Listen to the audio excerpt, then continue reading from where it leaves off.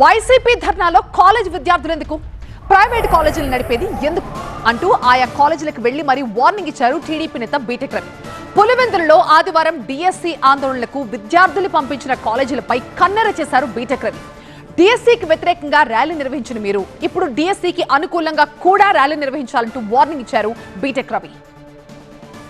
డిఎస్సీలో అవకతవకలు జరిగాయంటూ YCP MP Avinash Reddy ఆధ్వర్యంలో ఆదివారం నిర్వహించిన ర్యాలీ ఉద్రిక్తతలకు దారితీసింది. వైసీపీ నిరసనలకు పులివెందులలోని ప్రైవేట్ కాలేజీల విద్యార్థులను పంపించారంటూ మండిపడ్డారు టీడీపీ నేత బీటెక్ రవి.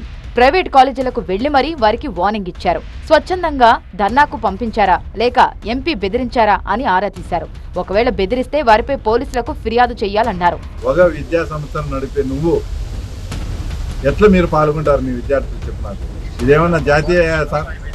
ఇదేమన్నా కార్గిల్ యుద్ధానికి సంబంధించిన విషయమా, లేక సమయ కేంద్రాలకు సంబంధించిన విషయమా, లేక పిల్లల భవిష్యత్తుకు సంబంధించిన ర్యాలీనా? బుద్ధి లేక మిమ్మల్ని అడిగితే మీరు పంపిస్తారా?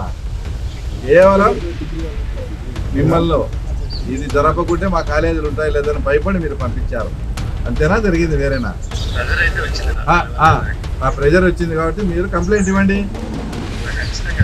వచ్చి ఒకటి కంప్లైంట్ ఇచ్చి మీ స్టాఫ్ ఎంతమంది ఉన్నారో అంతమందికి డిఎస్సీకి అనుకూలంగా మీరు కూడా ఒక అర్ధగంట ర్యాలీ చేయండి. డిఎస్సీ నిర్వహించినందుకు ప్రభుత్వానికి థ్యాంక్స్ చెబుతూ అదే విద్యార్థులతో ర్యాలీ తీయించాలన్నారు. అవినాష్ రెడ్డి పిల్లలు హైదరాబాద్ లో చదివితే పేదల పిల్లలు ధర్నాలో పాల్గొనాలా అని ప్రశ్నించారు బీటెక్ రవి. విద్యార్థులను రాజకీయాలకు వాడుకోవడం ఆపేయాలన్నారు బీటెక్ రవి.